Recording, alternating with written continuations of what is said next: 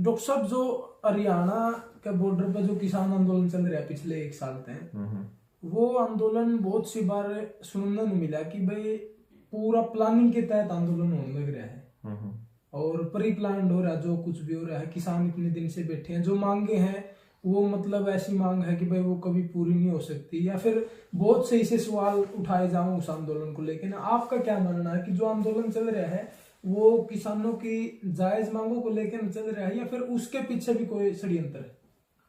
देखो, इसमें मेरा एक कहना है आशीष भाई कि जैसे ये किसान है ना, वो इस देश के नागरिक हैं।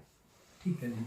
और किसान कौम ऐसी कौम है जिसने उस टाइम पर देश के लिए काम किया है जब सब चीजें फेल हो जाती हैं।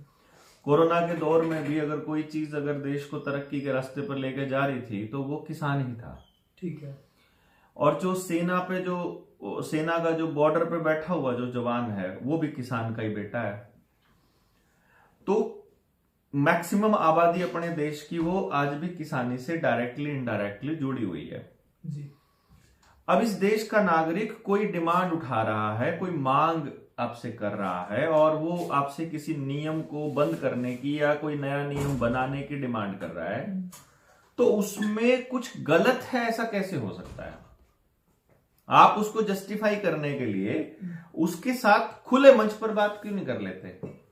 मान लो सरकार ये कहती है कि ये पॉसिबल नहीं है, हम ये कहते हैं कि पॉसिबल है। आओ आप ऑनलाइन डिबेट करो, आप लाइव चलाओ, रिकॉर्डेड मटेरियल नहीं चलेगा। हम आपको बताएंगे कि एमएसपी दिया जा सकता है और 100% दिया जा सकता है। कोई 1% भी बोझ डाले बिना दिया जा सकता और देश की तरक्की की गारंटी देते हैं होगी, नुकसान नहीं होगा देश को। हाँ, ऑलरेडी एमएसपी दे तो रही है। अगर आप 35 फसलों को एमएसपी उन्होंने डिक्लेयर किया, लेकिन 35 फसलों पे एमएसपी दिया तो नहीं ना। एमएसपी देने के लिए जो ड्रामा उन्होंने चालू किया, एमएसपी के नाम पर असल में करना क्या था उनको, जिसको आप सरकार कहते हो, उसमें करना क्या था उनको? उनका काम था कि एमएसपी के नाम पर वो किसान को उन फसलों का मतलब मूल्य देंगे जिन फसलों को वो बढ़ाना चाहते हैं। समझ रहे मतलब आप? मान लीजिए किसान के खेत को बर्बाद करने के लिए कौन सी फसलें चाहिए। मैं उस दौर की बात बताता हूं आपको जब मेरे गांव में, मेरे खेत में टमाटर भी हो रहा है, खेत में अमरूद लगे हुए हैं, ठीक है, गन्ना भी होता है और सारी फसलें और सारे फ्रूट हैं, सारी सब्जी और फ्रूट सब। हाँ, खेत में टाट भी है, टाट भून के हम खा रहे हैं, चने भी है, मतलब कहने का गवार भी है, सब कुछ है।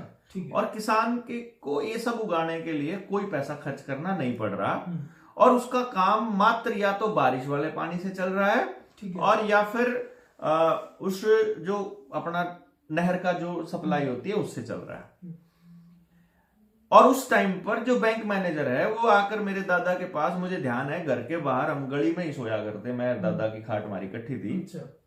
तो मैं दादा का होका भर के जब आया तो वहां मिला तो मैंने नमस्ते करी, नमस्ते जी। तो उन्होंने बताया, मेरे दादा ने बताया कि ये बैंक में मैनेजर है। अच्छा। और वो बैंक मैनेजर शाम को आया हुआ है जब उसकी ड्यूटी का टाइम खत्म हो गया है और वो मेरे दादा के आगे ऐसे हाथ जोड़ के ये बैठा है, चौधरी साहब इनका तो पूंजी दे दियो, इनका तो जमा करवा लियो बैंक में। अच्छा। वो बैंक में जमा करवाने के लिए फसल की इनका फसल आवेगी ना जो, तो इनका कुछ डिपॉजिट दे देना। मतलब जो उनका शब्द था वो ये था कि इब की बार तो कुछ डिपॉजिट दे ही देना, मतलब कुछ रुपये बैंक में। यानी कि पहले जो किसान था वो बैंक में पैसे नहीं जमा करता था, वो क्या करता था, वो जो जितने भी फसल हुई या तो उसका गोल्ड खरीद लेता था, ठीक है, या उससे कोई जमीन का टुकड़ा खरीद लेता था। 4-5 अपने जानकार रिश्तेदारों से लिया पैसा और उसका उसने वो मतलब जमीन खरीद के, और फिर उसके बाद ये चीजें शायद राजस्थान के कुछ एरिया में आज भी अभी बचा हुआ। बिल्कुल, आज भी जहां आज भी पानी नहीं पहुंचा। कौन सा पानी? जो अंडरग्राउंड वाटर है ना वो नहीं पहुंचा ना, जहां यानी ट्यूबवेल जहां नहीं पहुंचा या फिर वो जो स्प्रिंकल टाइप की वो नहीं पहुंची, वहां आज भी यही परंपरा है। क्योंकि वहां क्या सीन है, किसान को कोई भी फसल उगाने के लिए कोई पैसा खर्च करना नहीं पड़ता। ठीक है। तो जितनी भी आमदन उसके खेत में हो रही है वो प्योर बचत है, उसकी मेहनत है और बचत है। अब जब ये बैंक वाला आदमी आकर के डिपॉजिट ले रहा है हमसे, उसी टाइम पर पानी का, बिजली का और ट्यूबवेल का कनेक्शन आ रहा है, जमीन से पानी निकलना स्टार्ट हो गया। अब किसान को बटन दबाना है और ढेर पानी निकल रहा है जमीन से। ठीक है। उस टाइम पर तो 20 फुट पे मैंने ट्यूबवेल देखा हुआ है। मतलब मेरे नाना जी के यहाँ मैं देखता था, यहाँ बिचपड़ी गांव है मेरे नाना, वहां पे मैं देखता हूँ कि सुबह जाते थे और दोपहर तक ट्यूबवेल लगा के आ जाते थे। एक पाइप गाड़ी 20 फुट की और था, अगर पानी निकलता था खूब। तो पानी की कोई कमी थी नहीं हमारे पास में। इन्होंने क्या किया, किसान को केवल धान पे और गेहूं पे वो देना स्टार्ट किया, एमएसपी डिक्लेयर किया 35 फसलों पे, लेकिन दी सिर्फ 2 फसलों पे, धान और गेहूं पे। और जहां जो फसल खराब खत्म करनी थी वहां दी। यानी कि जैसे महाराष्ट्र में कपास पे दे दी एक बार कुछ टाइम के लिए, और किसी दूसरे स्टेट में किसी दूसरी जगह पे उस दूसरी फसल के लिए दे दी, लेकिन दी वहीं जहां ट्यूबवेल का कनेक्शन था। और जहां ट्यूबवेल का कनेक्शन था, साथ के साथ वहां पर उन्होंने हाइब्रिड बीज से खर्च कर रखा था। यानी देसी बीज की फसल को तो कम देंगे और हाइब्रिड बीज की जो पैदावार है उसको ज्यादा रेट देंगे। भाई इस जो ये किस्म है इसकी कम रेट है मार्केट में और इस किस्म का रेट ज्यादा है। तो किसान को पैसे के साथ कनेक्ट करके और जोड़ दिया फसल के साथ में। अब किसान जो अपनी फसल बोने लगा वो उस रेट के लिए बोने लगा। तो अब जो यूनिवर्सिटी के अंदर बैठा, जो एग्रीकल्चर यूनिवर्सिटी है ना, ये असल में रॉकफेलर फाउंडेशन के, उसकी कंपनियों के पेस्टिसाइड, यूरिया, डीएपी और केमिकल बेचने के दलाल हैं। ये जो प्रोफेसर अपने आप को कहते हैं और जो साइंटिस्ट कहते हैं ना, ये केमिकल कंपनियों के और फार्मा कंपनियों के दलाल हैं। तो जब ये दलाल आए, इन दलालों ने रेडियो पे कृषि का कार्यक्रम चालू होया, फलानी जगह पे कार्यक्रम चालू हुए, गांव गांव जाकर के इन्होंने अलग जगानी चालू करी। अलग के नाम पर इन्होंने किसान को बर्बादी का रास्ता दिखाना स्टार्ट किया कि तुम ये वाली फसल बोओगे, इसमें इतने पानी की जरूरत पड़ेगी, इसमें इतने बीजों की जरूरत, इतने कीटनाशकों की जरूरत पड़ेगी और ये सब करना पड़ेगा। कीटनाशक डाल के उन्होंने जमीन के कीट खोए, मतलब चाहे उसमें कांटो भी मरी, उसमें केंचुआ भी मरा, उसमें जो जो जो किसान के मित्र कीट थे, ठीक है, वो सारे मार दिए। साथ में पेस्टिसाइड डाल करके और दूसरे जो खरपतवार डाल करके जितनी दवाइयां किसान के खेत में उगा करती वो सारी दवाइयां खत्म कर दी। अगर ध्यान से देखोगे ना तो जितने भी खरपतवार जिनको हम कहते हैं वो सारे के सारे अक्षारीय पौधे हैं। अक्षारीय पौधे हैं जिनको हम लोग अल्कलाइन प्लांट्स बोलते हैं। वो अल्कलाइन प्लांट कभी भी शरीर को नुकसान नहीं करते। वो अगर हमारे घास में कट के आ रहे हैं तो भी फायदा देंगे, वो अगर हमारे अनाज में आ रहे हैं तो भी फायदा देंगे। उनका कोई नुकसान है ही नहीं था। जिसको आज डॉक्टर्स ये कहते हैं कि शरीर में अमल बढ़ गया है और आपको क्षारीय पौधे खाने चाहिए, वो तो हमारे खेत खेत में हुआ करते थे। उसमें तो राउंड अप जैसी दवाइयां मार करके उनको तो खत्म कर दिया। तो असल में एमएसपी देकर किसान की फसलें, उसका फसल चक्कर खराब करके 2 फसलों पर सीमित करके, और अब जो बैंक मैनेजर डिपॉजिट मांगने के लिए हाथ जोड़ के खड़ा रहता था, उसने हरित क्रांति जैसे षड्यंत्र के नाम पर किसान को इतना पैसा दे दिया कर्जे के नाम पर, या फिर उसकी लिमिट बना करके, कि आज प्रत्येक किसान आज कर्जे में है। तो हर एक किसान कर्जे में है। अब वो फसल उगा नहीं सकता बिना उस कर्जे के। अब उसे फसल की कीमत आप दे नहीं रहे हो, यानी आपने उसकी बर्बादी करी है। वो अपनी बर्बादी को समझ रहा है कि मेरी को फसल का दाम ही नहीं मिलता है तो मैं कैसे सरवाइव करूंगा, उसके लिए वो अपनी डिमांड उठा रहा है। तो इसमें गलत क्या है? तुमने उसको बर्बाद किया था। जो अब तक बोला उस हिसाब से तो एमएसपी नहीं होनी चाहिए किसान के लिए, लेकिन किसान तो एमएसपी की मांग कर रहे हैं। नहीं, मैंने ये नहीं कहा कि एमएसपी नहीं होनी चाहिए। मैंने कहा, आपने कहा कि एमएसपी की आदत लगा के न और किसान को तबाही के रास्ते पे ले जा रहे हैं। वो इसका एक मेरा इस बात को कहने के पीछे एक बड़ा फैक्टर है, इसका एक लॉजिक है। किसान असल में कभी अपने लिए उगाया ही नहीं करता था। अच्छा। किसान उगाया कर, ना किसान कंपनी के लिए उगाता था, ना किसान सरकार के लिए उगाया करता था, किसान उगाया करता था समाज के लिए। और सिर्फ किसान नहीं, समाज का कोई भी तबका अपने बच्चों के लिए या अपने परिवार के लिए या धन के लिए नहीं कमाया करता था, या पैसे के लिए, सॉरी, धन के लिए कमाया। धन कौन सा था? जो असली धन होता है, चाहे सेहत हो, चाहे श्रम हो, चाहे ऊर्जा हो, चाहे डंगर हो, चाहे घास हो, चाहे अनाज हो, चाहे सोना चांदी हो, चाहे जमीन हो, ये असली धन है। प्राकृतिक, जो प्रकृति ने दिया है वो धन है। ठीक है। जो हमने बनाए वो कागज के टुकड़े, वो धन नहीं है, वो उस धन का रिप्रेजेंटेटिव है।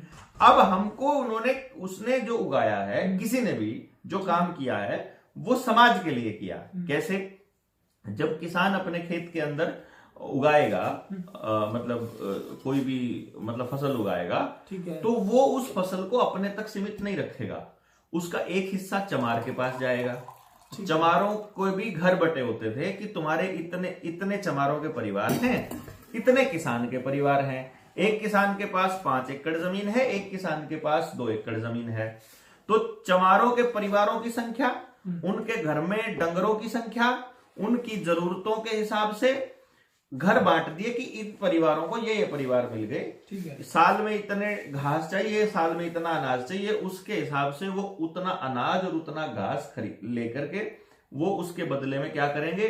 मेहनत भी करेंगे उनके खेत में, उसके खेत में मजदूरी भी देगा, और किसान उसको मजदूरी भी दे रहा है, साथ में उसको घास भी दे रहा है उसके डंगरों के लिए। और जब उसकी फसल हो जाएगी तो उसका हिस्सा था बकायदा, यानी कि कुम्हार का अलग, लोहार का अलग, सुनार का अलग, खाती का अलग, नाई का अलग। नाई पूरे गांव के जाएगा, पूरे गांव के अंदर सबके बाल काट के आएगा, जिसके बाल भी हो रहे होंगे, देखा है ना। तो मेरे टाइम पे ये था कि दादा बैठा मिलेगा, वहां बैठ के दोनों बतलावेंगे, घर सब परिवार ठीक, कोई दिक्कत हो, तकलीफ हो, नाई अपनी तकलीफ बताओगा तो दादा ने कहेगा भाई कोई दिक्कत नहीं, तू घर तक लेके जा, तेरा काम चलना चाहिए। कोई धोखा नहीं, कोई इकट्ठा करने की लालच नहीं, सब ने पता, कोई बेईमानी नहीं, सब प्यार से रह रहे हैं, कुछ भी नहीं। सब हर जात के आदमी के साथ में दोस्ती, क्योंकि एक दूसरे के साथ डिपेंडेंसी। यह चीज तो नहीं देखी जाओ डॉक्टर साहब कि भाई पहले लोग शोषण ज्यादा कराया करते जाति के आधार पर, लेकिन नहीं, शोषण ज्यादा इसमें है। तुम्हारे परिवार में किसी ने किया शोषण? नहीं, मेरे में नहीं किया किसी ने। कौन थे वो घटिया लोग, यही लोग थे जो आज शोषण कर रहे हैं। इन्हीं के पुरखे जो आज सत्ता में बैठे हैं ना, हरामी, इनको मैं हरामखोर कुत्ते बोलता हूं, यही लोग थे, इन्हीं के परिवार वाले शोषण किया करते थे। समाज में शोषण का कोई जगह ही नहीं थी भाई।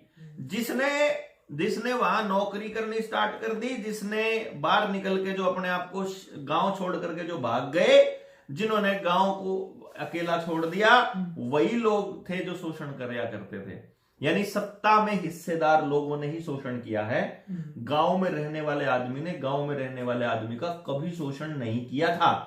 उन्होंने ऐसा दिखाया कि तुमने शोषण किया। मान लीजिए किसी एक जगह पर, मान लो एक नाइके की और एक जाटके की लड़ाई बज गई, मान लो, और उसमें जो ताकतवर आदमी है, क्योंकि नाई चला रहा है कैंची, उसको लठ चलाना नहीं आता, ठीक है, जाट चला रहा है हल, उसके हाथ मजबूत हैं, ऑब्वियस सी बात है लड़ाई में जाट जीतने के चांसेस ज्यादा हैं। जीतने के चांस का मतलब है कि जाट के ने वो पीट दिया। ठीक है। इस लड़ाई को अगर जाट वर्सेस नाई कोई कर रहा है तो उसने समाज का शोषण किया है। वहां बंदे बंदे की लड़ाई हुई है, कोई मुद्दा है, उसमें आदमी जो कसूरवार है उसको उसकी सजा मिल सकती है, वो ठीक है, लेकिन वहां उसको जात की लड़ाई बोलना। आपको किसी व्यक्ति ने अगर आपको अपने कुएं से पानी नहीं भरने दिया, आपको अगर किसी मटके से पानी नहीं लेने दिया, आपको आपके साथ अत्याचार कर दिया, तो उसकी जाति या उसके खानदान या उसके गांव ने नहीं किया, वो उस आदमी ने किया, वो व्यक्ति ने किया। व्यक्ति की गलती को पूरे समाज की गलती बता करके पेश करने का काम ये किताब लिखने वाले हरामखोरों ने किया है, जिन्होंने आपको गलत इतिहास पढ़ाया है। अच्छा डॉक्टर साहब, उस वक्त तो जब शोषण की बात आप कह रहे हो ना, एक बार उस दौड़ पे जाकर के देखो, उस शोषण के दौर में आपके गांव के वाल्मीकियों के, चमारों के, गरीब से गरीब परिवार के घर की लुगाइयों के पास भी सोना और चांदी हुआ करता था। ये उस शोषण के दौर में तो सोना चांदी था, और आज जब आप कह रहे हो शोषण नहीं है, तो आज किसान 50 किल्ले का जमींदार है, वो भी कर्जे में पड़ा है, सारी जमीन उसकी। मजदूर है वो भी मजदूर वो भी कर्जे में पड़ा है। मतलब आज जब आप कह रहे हो शोषण खत्म हो गया, तब तो सारे कर्जे में हैं, और जब आप कह रहे हो शोषण होता है, तब वो सारे के सारे मतलब जो है, मतलब ये तो स्टैंडर्ड ही गलत है ना बोलने वाले का। उस आदमी को ये समझाना पड़ेगा कि तुम जो गलत कर रहे थे, तो जो पैसे के साथ जोड़ना था, ये षड्यंत्र गलत था। तो एमएसपी देना आज के टाइम पे, मैं ये नहीं कह रहा हूं कि उनकी डिमांड गलत है, मैं ये कह रहा हूं कि जिस तरीके से उन्होंने एमएसपी के जरिए किसान को बर्बाद किया है, अब किसान एमएसपी के जरिए उस बर्बादी को रोकना चाह रहा है। तो वो जो चाह रहा है, सरकार कह रही है कि एमएसपी इतनी है, सरकार कह रही है कि ये रहेगी, तो उसके ऊपर गारंटी का कानून बनाने में क्या दिक्कत है? बात तो ये है, गारंटी का कानून मांग रहे। गारंटी के कानून का मतलब ये है कि आपने कहा कि इस जो फसल का रेट है वो 2500 रुपए क्विंटल होगा, तो 2500 रुपए क्विंटल से कम कोई नहीं खरीद सकता, बस यही तो लिखना है उसके अंदर, सिर्फ इतना ही तो लिखना है ना। लेकिन आप एक बात और बताओ, जिस तरह जो धरना चल रहा है या फिर आंदोलन जो हो रहे हैं, आप इन्हें जायज मानो कि भाई मतलब एक और तो आप बोलोगे जनता ही सरकार है, और जब जनता सरकार है तो फिर वो सरकार मतलब उन प्रतिनिधियों से अपने हक मांग रही है। देखो, जनता को ये पता नहीं है कि मैं सरकार हूं, और इस किसान आंदोलन की अगर मैं सबसे बड़ी कमी और सबसे बड़ी गलती इन किसान नेताओं की अगर आपको बताऊं, तो वो एक ही थी कि इनको ये लगा कि पिछले किसान आंदोलन की तरह ही समर्थन आएगा। इनको ये लगा कि जैसे पिछली बार हम सरकार को झुका पाए थे वैसे ही झुकेंगे। भाई, पिछली बार बीजेपी की खिलाफत करने वाली कांग्रेस थी सरकार में, अमरिंदर सिंह बीजेपी के हाथों बेशक खेल रहा था, लेकिन वहां पर उसने जानबूझ के अपनी पल्ले झड़कने के लिए, अपने आप का पीछा छुड़ाने के लिए, उसने उनको किसानों को खुद दिल्ली में भेज दिया था। खट्टर सरकार को भी मालूम नहीं था कि कौन कौन लोग कैसे कैसे लड़ेंगे। उनको थोड़ी पता था कि गुरनाम सिंह चुड़ूनी वहां से शाहबाद से तोड़ देगा बैरियर। उनको थोड़ी पता था कि जो लोग लड़ने वाले लोग कहां कहां से आएंगे। उनको शुरू में पता नहीं था। पहला पूरा आंदोलन करके, पहले पूरे आंदोलन में पूरी सीआईडी करके जो लड़ने वाले लोग थे उनकी पहचान कर ली, और अब उनको धीरे धीरे करके किसी को राजनीति के नाम पर, किसी का आपसी फूट के नाम पर, कभी राजनीतिक और गैर राजनीति के नाम पर उनको फूट करके अब अलग अलग कर दिया। और किसान नेताओं ने बिना किसानों को कॉन्फिडेंस में लिए, बिना दूसरे संगठनों को कॉन्फिडेंस में लिए, अपने ही निर्णय से खुद ही डिसाइड कर लिया कि हम ये लड़ाई लड़ेंगे। ये सबसे बड़ी गलती उन किसान नेताओं की थी जो आज मरणासन बैठे हैं, जो आज धरने के ऊपर जिन्होंने आमरण अनशन रखा हुआ है, क्योंकि अब वो नाक का सवाल बन गया। आप भी समर्थन कर रहे थे कल, तो आपने व्रत रखा था। मैंने देखो, मैं आज समर्थन ना करने का तो कोई मतलब नहीं है। मैं डल्लेवाल साहब की को मरते हुए थोड़ी देखना चाहूंगा। मैं तो यही देखना चाहूंगा कि वो अपनी कौम के लिए, अपनी किसानी कौम के लिए और लड़े और जिए, भगवान उनको लंबी करे। अब ऐसा क्या किया जाए कि आंदोलन जो है वो सफल हो, जो मांगे हैं वो पूरी हो जाए, ऐसा क्या किया जा सकता है? सबसे पहली बात, जो वहां लीडरशिप संभाले हुए हैं नेता लोग, उनकी ये ड्यूटी बनती है बाय नेम कॉल दें। गुरनाम सिंह चुड़ूनी से कोई दिक्कत है, गुरनाम सिंह चुड़ूनी को कॉल करके बुलाया जाए। कोई दूसरा नेता है, राज्यपाल है, कॉल करके बुलाया जाए। मतलब जो बड़े किसान नेता हैं, बड़े छोटे नहीं, जो किसान नेता हैं उनको कॉल देकर के बुलाने में क्या तकलीफ है? बुला लिया जाए। उसके बाद जो नौजवान हैं देश के, समाज के, उनको बुलाया जाए। जो सरकार प्रोपेगेंडा रच रही है, उस प्रोपेगेंडा का तोड़ वहां से जारी किया जाए, और गांव गांव जाकर के वो किसानों के बच्चे जाकर गांव में समझाएं कि किसान आंदोलन का साथ देना क्यों जरूरी है। जब तक आप जनता को जागरूक नहीं करोगे कि आपका आंदोलन है किस लिए। अब जनता सरकार मोर्चा वाले दौड़ रहे हैं, हमें भी न्यू वर्ल्ड ऑर्डर की खिलाफत करनी है, हमको भी शिक्षा की नई क्रांति लेकर आनी है, हम भी इस डिजिटल करेंसी का विरोध करना चाहते हैं, हम भी इन्होंने जो पूरा जाल बिछाया को तोड़ना चाहते हैं, हम पूरी व्यवस्था परिवर्तन करना चाहते हैं। पर बिना किसी को समझाए ऐलान कैसे कर दें? हम इनकी व्यवस्था को बिल्कुल नकारना चाहते हैं, पर जिनको व्यवस्था कह रही है, जैसे आप कह रहे थे कि पहले तो शोषण होता था, अब नहीं होता। अरे उनको कोई समझाए तो कि पहले शोषण नहीं होता था, इसलिए हर घर के अंदर सोना चांदी था। मतलब कोई दूसरा रास्ता पहले तैयार तो किया, पहले आपको समझाया जाए कि जो आपको बताया जा रहा है वो झूठ है और सच ये है और ये सही है और ये लड़ाई है और इस पे ऐसे बढ़ना है। जब तक ये नॉलेज नहीं दिया जाएगा, जब तक ये समझ नहीं दी जाएगी, तब तक वो लोग अपनी लड़ाई लड़ने के लिए खुद नहीं आएंगे। वहां किसान नेताओं की कॉल पर दिल्ली कोई नहीं गया था, वहां अपनी लड़ाई लड़ने गए थे लोग बाग। उनको खुद लग रहा था ये मेरी लड़ाई है। अब की बार उनको लग रहा है कि किसान नेताओं की लड़ाई है। ये फर्क है उसमें और इसमें ये फर्क है थोड़ा सा। तो इसलिए इन नेताओं को ये चाहिए कि वो उन लोगों को बुलाए जिनका समर्थन उनको चाहिए। वीडियो बनाकर ये कहना सभी आइए, ये तो तरीका नहीं है। ठीक है, एक बात और है, जिस तरह आप बता रहे कि भाई नौजवानों को जो है वहां ले जाया जावे और वहां बैठा है कि न सबको षड्यंत्र समझाया जाए, या फिर जो सरकार हथकंडे अपना रही है उनके बारे में युवाओं को जागरूक कराया जाए, गाँव गाँव जाके न समझावे लोगों को। और दूसरी ओर एक मामला आया, नारनंद का गांव है बुडाना, ठीक है, उस गांव में होया एक महिला का और एक आदमी का मर्डर होया। 1 हफ्ते का बीच में गैप रहा और दोनों जो मर्डर हुए हैं वो बड़ी दरिंदगी से मारे गए, मतलब। और मारने वाले की उम्र एक की 19 साल और एक की 13 साल उम्र। और दोनों का कहना यो कि सिर्फ हमारा टारगेट किसी का मर्डर करना था, हमने कोई मतलब नहीं, कोई दुश्मनी नहीं। तो दूसरी ओर जो युवाओं की इस तरह की सोच आ रही है, या फिर इस तरह के जो मामले देखने मिल रहे हैं, वो सोच कहां से पनप रही है, उसका क्या कहना चाहोगे? वो सोच पनप रही है स्क्रीन से। अच्छा। आपके घर में जो भी स्क्रीन है, लैपटॉप है, टीवी है, मोबाइल है, एलईडी, ओटीटी, एलईडी, इससे पनप रही है। इससे कैसे? पहले एक